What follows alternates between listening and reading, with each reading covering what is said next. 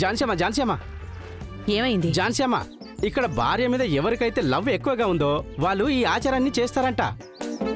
ఇది గాని పూర్తి చేస్తే 7 జన్మలకు భార్యాభర్తలు సంతోషంగా ఉంటారటమ్మా. నాకు తెలుసు కదా. తెలుసా? మరి ఎందుకు రవితో మార్చి చెప్పారు? వాడు మిమ్మల్ని నమ్మే మెట్లెక్కేస్తున్నాడు. ఏంటి ఝాన్సీ నవ్వుతున్నారు? నేనెందుకు మార్చి చెప్పానో నీకిప్పటికీ అర్థం కాలేదా? Reverse psychology. రవి దగ్గరికి పోయి నీ భార్యను లవ్ చేస్తున్నావా, అయితే ఎత్తుకొని మెట్లెక్కు అంటే ఖచ్చితంగా వాడు చేయడు. ఇలా చెప్తేనే కదా వాడు చేస్తాడు. ఝాన్సీ సూపర్ జీనియస్ మీరు. అవును, మీరు అబద్ధాలు కూడా చెప్తారా? భాగవతంలో ఏం చెప్పారో తెలుసా? అందులో చాలానే చెప్పారు. ఇప్పుడు మీరేం చెప్పాలనుకున్నారో చెప్పండి. స్త్రీషు నర్మ వివహేచ నానృతం సాజ్ఞుగుప్సితం అలా అని ఒక శ్లోకం ఉంది. ఒక అబద్ధం చెప్పి ఒక పెళ్లి నిలబడుతుందంటే అబద్ధం చెప్పొచ్చు. కేడి ఇలా వాళ్ళిద్దరి మధ్య ఒక ఇంటిమెసీ క్రియేట్ చేస్తేనే వాళ్లలో ఉన్న లవ్ బయటికొస్తుంది. కరెక్టే ఝాన్సీ, కానీ మీది మాస్టర్ మైండ్. మీరు చెప్తున్నట్టు వాడికి బంగారు మీద లవ్ ఉంది ఝాన్సీ, కానీ బయటికి చూపించాలంటాడు. తొందరలోనే చూపిస్తాడు. నువ్వురా. నువ్వెందుకు బాగా ఫీల్ అవుతున్నట్టున్నావు? అంటే నాకు ఈ పాటికి పెళ్లి అయిపోయి ఉంటే నేను నా భార్యను ఎత్తుకొని కొండెక్కేవాని కదా. ముందు వెళ్ళి దేవుడికి మనస్ఫూర్తిగా దండం పెట్టుకో. నీ మనసులో కోరిక తీరుతుంది. జరుగుతుంది కదా. సూపర్ ఝాన్సీ, రండి వెళ్దాం. రండి రండి.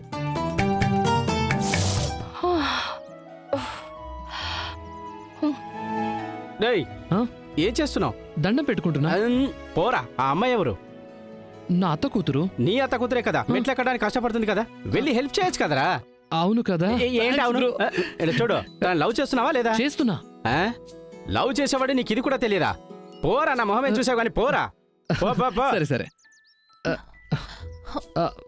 వర్షిణి, ఏంటేంటి? బాగా కష్టంగా ఉందా? లేదు. పర్వాలేదు, చెప్పు. అంటే ఇంతకు ముందెప్పుడు ఇంత కొండ ఎక్కింది లేదు, ఫస్ట్ టైం. అందుకే కాళ్ళు నొప్పిగా ఉన్నాయి. నేనేమైనా? నువ్వు? అంటే ఏం లేదు, ఏమైనా హెల్ప్ చేయాలా అని. కొండ ఎక్కడానికి నువ్వేం హెల్ప్ చేస్తావు? నాకు ఎత్తుకుంటావా ఏంటి? ప్లానే అది, కొంచెం అర్థం చేసుకోవచ్చుగా. సరే పద, కొంచెం దూరమే కదా, పోదాం. అయ్యో, ఇప్పుడు ఏం చేయాలి?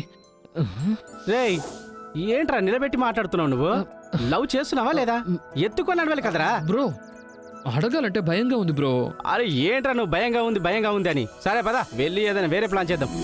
ఏమండి, కంపెనీలో పనిచేసే ఎవరి కోసమో మనం కొండెక్కాలా? సరే, గుడికి వెళ్తే పుణ్యమే కదా, నువ్వెందుకు అలా ఆలోచిస్తున్నావు?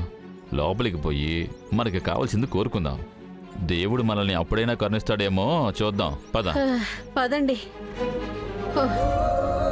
అమ్మా, ఏం కోరుకుంటున్నావమ్మా? ఇన్నేళ్లుగా మీ నాన్న మంచం మీద పడుకునే ఉన్నారు. ఆయన తొందరగా లేచి నడవాలని మనస్ఫూర్తిగా కోరుకుంటున్నా. అమ్మా, నీ కోరిక ఖచ్చితంగా తొందరలోనే తీరుతుందమ్మా. నాన్నకి తొందరలోనే నయమవుతుందని నాకు నమ్మకం ఉంది. నువ్వు దేనికి దిగులు పడకమ్మా, పద వెళ్దాం. నేను చాలా బరువుగా ఉన్నానా? చచ్చా, పీచ్ మిఠాయి ఉంటుంది, పీచ్ మిఠాయి. అది ఎంత బరువు ఉంటుందో అంత లైట్ గా ఉన్నావు. మరీ ఓవర్ చేయకండి. నేను బాగా డైట్ చేసి ఎంత వెయిట్ తగ్గానో తెలుసా? నువ్వు డైటింగ్ చేసావు? అవును. పోనీలేమ్మా. ముందంతా ఊర్లో పాలు వెన్న అంతా తిని బాగా వెయిట్ పెరిగిపోయాను. ఇప్పుడు పెళ్లి తర్వాత డైటింగ్ చేసి ఏకంగా 10 కిలోలు తగ్గాను. నా టైం బాగుందిలే. ఏం లేదు, ఊరికే. ఈ వెయిట్ నేను ఎత్తలేకపోతున్నాను. ఆ 10 కూడా ఉండుంటే తూల తీరిపోయి ఉండేది. అమ్మా, ఇప్పుడు నేను బాగా స్లిమ్ గా ఉన్నాను కదా. స్లిమ్? నువ్వు స్లిమ్ గా ఉన్నావా? అవును. సరే సరే, తొందరగా నడవండి. అదిగో అక్కడ వెళ్తున్నారే, ఆ జోడీని ఓవర్టేక్ చేయాలి. చేసేద్దాం.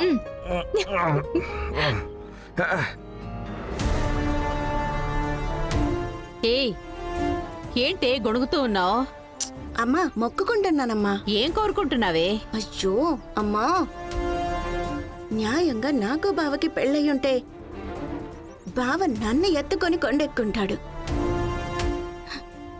ఇప్పుడు అక్కడ చూడు, ఆ బంగారుని ఎత్తుకొని కొండెక్కుతున్నాడు. ఒకసారి లవ్ ఉంది అంటాడు, ఒకసారి లేదు అంటాడు. అయ్యో, ఝాన్సీ అమ్మేమో వీళ్ళిద్దరిని కలపటానికి ఏవేవో ప్లాన్స్ వేస్తోంది. నాకు కడుపు మండిపోతుందమ్మా. అందుకే వాళ్ళిద్దరిని విడిపోవాలి అని దేవుడిని మొక్కుకుంటూ వస్తున్నాను. వెన్నెల, తొందరపడకు. ఒకరోజు మనం అనుకునేది ఖచ్చితంగా జరుగుతుంది. పద. నడు.